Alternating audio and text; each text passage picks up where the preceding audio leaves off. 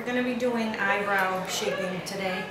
And this is, I think, one of the most important features on a face for a lot of reasons. No one has perfect eyebrows, but you can make them look pretty perfect. And I have a couple secrets as to why I use stencils after to kind of fill in. But so you basically want to focus on each brow has a natural shape to it. So some people come in and want a high arch where you might not be able to actually have it if it's not kind of in already naturally in your brow. So Trish here she's got a great arch, and it all depends on where it starts, where your arch is according to your eye, and where it ends.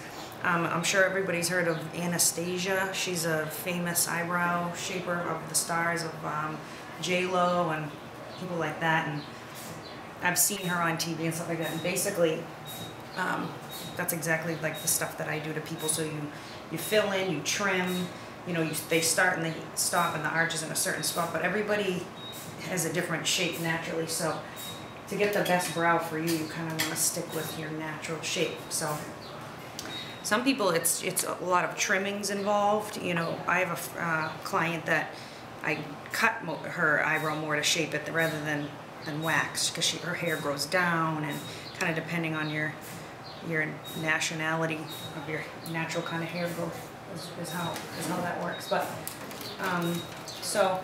and I like to use a certain wax here. This is new for you. It's probably, I think it is the most expensive wax. It heats to only one temperature, and it's like a cream.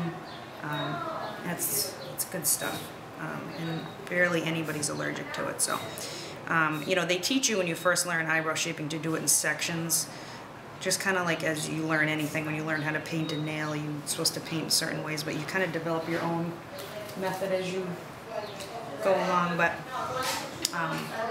I always start with the front and kind of just get right close to the hair and wax. And you got to be careful.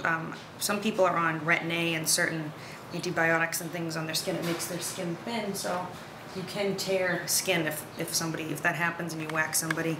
That's typically why. But and then I'm going to be doing the second half this way.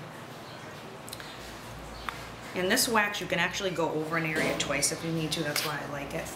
But you usually don't have to, because it picks up pretty well. I've used tons of wax, and this is probably the best one, I think, because no one's really sensitive to it and things like that.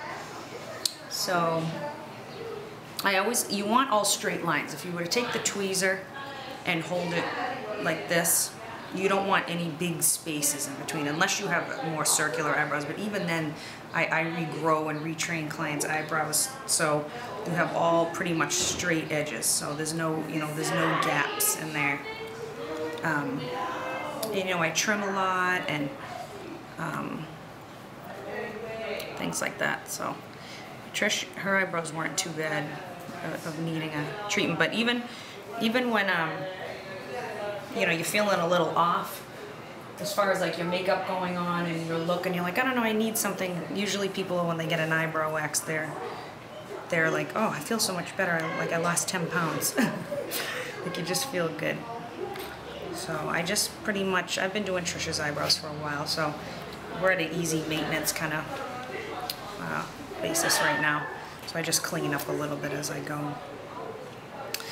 But with some people, the newer look is thicker eyebrow, but with a lot of shape to it. Like no one wants to go too thin if they don't have to, but for some people, to get the proper arch, you have to go thinner. So then that's when really these stencils that I use really come into play, because then you can kind of, just like anyone, Kim Kardashian and any of those movie stars, everyone loves their J-Lo, their eyebrows. If you were to see their eyebrows without makeup on, they're a lot thinner, but the pattern is there, so then you can just kind of go around it and make it a little bigger with some eyebrow stencil and makeup, which I have here.